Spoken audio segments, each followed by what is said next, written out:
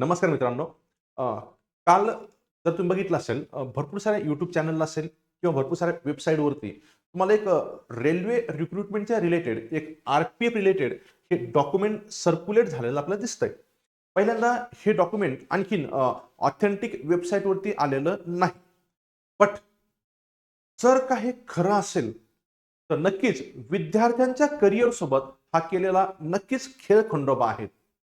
जे लोक निर्णय प्रक्रियेमध्ये आहे, मग ते कोणत्याही पार्टीचे असेल, सेंट्रलचे असतील, स्टेटचे असतील. सध्या जर आपण बघितलं तर रिक्रुटमेंटचा नंबर जसं आपण एमपीसीचा बघितला, की एक्सपेक्टेड जितक्या व्हॅकन्सी होत्या, जसं डिस्क्रिप्टिव्ह टाईप आता पुढच्या वर्षी सुरू होणार आहे.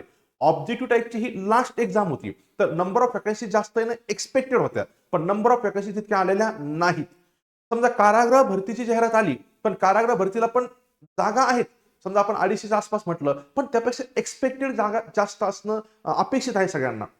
सेम सेंट्रल गव्हर्नमेंटला पण चाललंय. जसं सेंट्रल गव्हर्नमेंटला बघा, की ही जर तुम्ही जाहिरात बघितली आरपीएफची, म्हणजे रेल्वे रिक्रुटमेंटची, सगळ्यात शेवटची जर का रिक्रुटमेंट तुम्ही बघितली, तर सगळ्यात शेवटची रिक्रुटमेंट झालेली आहे 2018ला.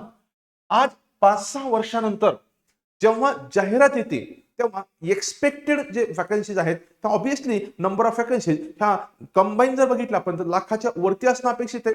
आणि इंडिव्हिज्युअल जरी बघितलं, जसं आरपीएफच्या आपण स्पेशल बघितलं, तर एक्सपेक्टेड मिनिमम ह्या 10,000पेक्षा कमी नव्हत्या.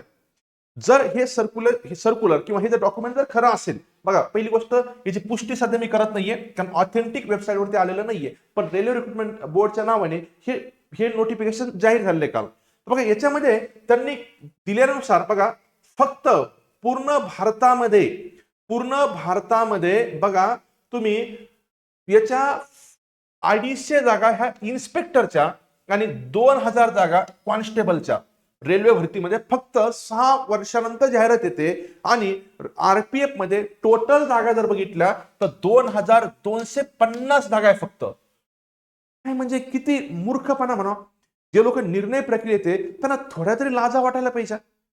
6 वर्षानंतर ऑल इंडिया एक्झाम असणार आहे. ऑल इंडिया बघा, आपल्याकडं रेल्वेचं तितकं इम्पॉर्टन्स नाहीये रेल्वे रिक्रुटमेंटचं. आता अवेअरनेस क्रिएट होत आहे. बट तुम्ही नॉर्थला जर बघितलं तर मुलं वर्षानुवर्षे 5-6 वर्षापासून मुलं तयारी करत असेल एक्झामची. आणि ह्या एक्झामला जर का खरंच इतक्या व्हॅकन्सीज असतील, त्याच्यामध्ये पण बघा आता 10% जे आहेत ना, ह्या एक सर्व्हिसमेनला असतील आणि 15% वुमनला आहे. म्हणजे यातल्याही 25% परत गायब होणार आहे. म्हणजे बाकी 1700-1800च्या जवळपास त्या व्हॅकन्सीज आहेत असं म्हटलं चालत आपण. मग खरंच किती खेळखंडोबा आहे हा. म्हणजे मुलांनी करायचं तर काय करायचं बिचाऱ्यांनी. त्यांनी 5-5, 6-6 वर्ष अभ्यास करायचा आणि 5-5, 6-6 वर्ष अभ्यास करून जर नंबर ऑफ व्हॅकन्सीज अशा जर येणार असतील, तर नक्कीच हे कुठं ना कुठं तरी आपल्याला सगळ्यांना याच्या अगेन्स्ट आता आवाज उठवावा लागणार आहे.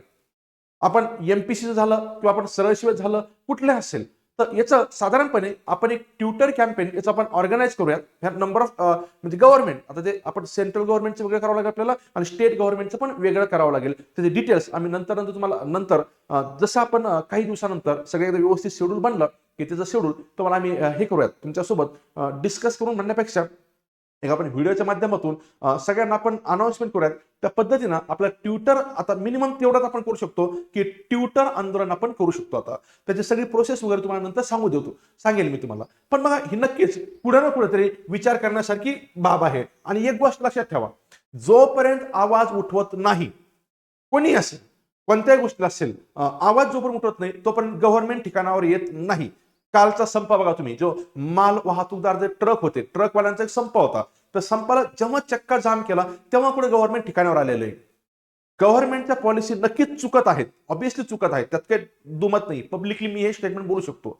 लाखांनी व्हॅकन्सी देण्याचं आपले माननीय जे रिस्पेक्टिव्ह मिनिस्टर लोक आहेत त्यामध्ये सगळेच आलेले आहेत. कोणाचं नाव घेण्याची गरज नाही, सगळ्यांनाच गोष्टी माहिती आहेत. म्हणजे इतके मोठे आश्वासन देतात की करोनाला आम्ही व्हॅकन्सीज काढणार आणि व्हॅकन्सीज निघतात किती, तर ह्या हजारामध्ये.